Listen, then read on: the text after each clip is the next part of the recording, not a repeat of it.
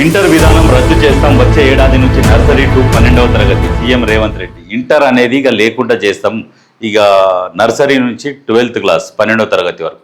ఎందుకంటే 12వ తరగతి వరకు చేయడం కూడా కరెక్టే. 12వ తరగతి వరకు వచ్చేసరికి కూడా ఇంకా పిల్లలకు మైండ్ మెచ్యూరిటీ అయితలేదు ఇంటర్లో కూడా. అందుకనే వీళ్ళని అండర్ స్కూల్లోనే పెడితే బాగుంటుంది అనే ఒక ఉద్దేశంతో ఒక మంచి ఆలోచన ఇది. ఎందుకంటే పిల్లలకు మాది స్కూలు స్టేజ్ అయిపోయింది, ఇక మేము తోపులం అయిపోయినామని చెప్పేసి రోడ్ల మీదకి వచ్చి విపరీతమైన యాక్సిడెంట్లు, తప్పుదోవ పట్టడము ఇవన్నీ జరుగుతున్నాయి.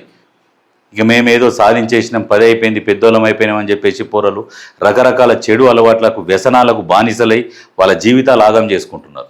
ఖచ్చితంగా ఇది ఇంటర్ అనేది తీసేసి నర్సరీ టు 12th వరకు పెడితే అప్పటికి వీళ్ళకి కొంచెం మైండ్ అట్లనే కంట్రోల్లో ఉంటారు, టీచర్ల కంట్రోల్లో, పేరెంట్స్ కంట్రోల్లో ఉంటారు కాబట్టి బాగుపడతారు.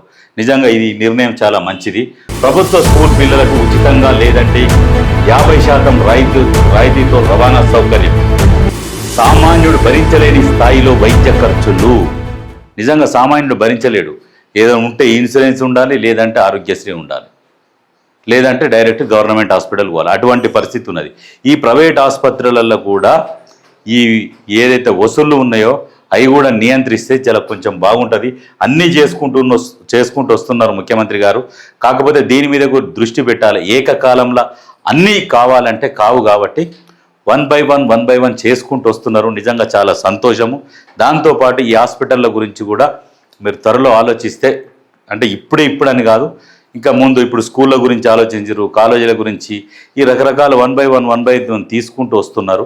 కాబట్టి ఈ హాస్పిటల్స్ గురించి కూడా ఒకసారి ఆలోచిస్తే బాగుంటుంది. ప్రైవేట్ డాక్టర్లు ఏడాదిలో నెలపాటు ఆసుపత్రుల్లో పనిచేయాలి. నిజంగా ఇది మంచిది. ఎందుకంటే ఈ ప్రైవేట్ హాస్పిటల్లో పోవడం దీనికంటే నెల రోజులు ప్రభుత్వ ఆసుపత్రుల్లో పనిచేసే విధానం వస్తే బాగుంటుంది. ఎందుకంటే డాక్టర్ల కొరత ఉండదు. ఒక నెల ఒకరు ఇట్లా ఆల్టర్నేట్గా పెట్టుకొని వాళ్ళని డ్యూటీ లేచి బాధ్యత నిజంగా హాస్పిటల్ ఏదైతే ప్రైవేట్ హాస్పిటల్స్ ఉంటాయో ఆ యజమానులకు బాధ్యత చెప్పాలి, లేదంటే వాళ్ళకి ఆరోగ్యశ్రీలు కట్ చేయాలి. ఇట్లా లింక్ పెట్టుకోవాలి. 20 ఏళ్ళ ఆరోగ్యశ్రీ డేటాతో 65 లక్షల మందికి డిజిటల్ హెల్త్ కార్డులు. సంక్షేమ పథకాల కంటే పేదలు తమ కాళ్ళపై నిలబడేలా చేయడమే మా లక్ష్యం. ఎస్, సంక్షేమ పథకాలు, ఈ ఉచిత పథకాలు వీటి మీద కంటే కూడా నిజంగా వాళ్ళ కాళ్ళ మీద వాళ్ళు నిలబడేటట్టు చేయడమే లక్ష్యం. అంటే వాస్తవానికి కూడా అది చేస్తే వాళ్ళ ఉద్యోగం వాళ్ళు చేసుకుంటారు, వాళ్ళ సంపాదన వాళ్ళు సంపాదించుకుంటారు, వాళ్ళ కాళ్ళ మీద వాళ్ళు నిలబడి వాళ్ళు హ్యాపీగా వాళ్ళ కుటుంబాన్ని లీడ్ చేసుకుంటారు. ఏదో ఎవరో ఇస్తారు, దేనికో చేయిజాపాలి అనే ఉద్దేశం అసలు ఇక ఆలోచన రాకుంటుంటుంది. కోకాపేటలో మెడికవర్ ఆసుపత్రి ప్రారంభం. ఆ వైద్యులు రోబోల్లా మారొద్దని, మానవత్వం చూపాలని హితవు. వాస్తవానికి వైద్యులు నిజంగా ఎంత కఠినంగా ఉంటున్నారంటే ప్రైవేట్ హాస్పిటల్స్ కావచ్చు, గవర్నమెంట్ హాస్పిటల్స్లో అయితే ఇంకా విపరీతంగా అసలు పేషెంట్లతో కూడా మాట్లాడరు, ఆ నర్సులతోనే చెప్పిస్తారు గవర్నమెంట్ హాస్పిటల్స్లో. ఇక ప్రైవేట్ హాస్పిటల్స్లో అయితే ఇంకా టైమే ఉండదు. టైం ఎన్ని పైసలు ఇస్తే అంత టైం కేటాయిస్తారు. ఎంత కమర్షియల్ అయిపోయారంటే అంత కమర్షియల్ అయిపోయారు.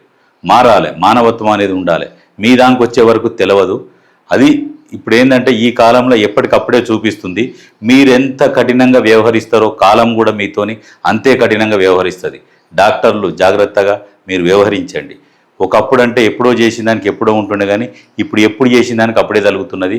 మీకు కూడా సరే ఆ పేషెంట్లు మీకు శిక్ష వేయకపోవచ్చు, కానీ ఖచ్చితంగా కాలం అనేది శిక్ష వేస్తుంది. జర జాగ్రత్త. మానవత దృక్పథంతో మీరు మంచిగా సేవ చేయాలనే ఉద్దేశంతో, ఒక దేవుడు ఒకడైతే డాక్టర్ ఇంకొక దేవుడు అని చెప్పేసి అని అంటారు.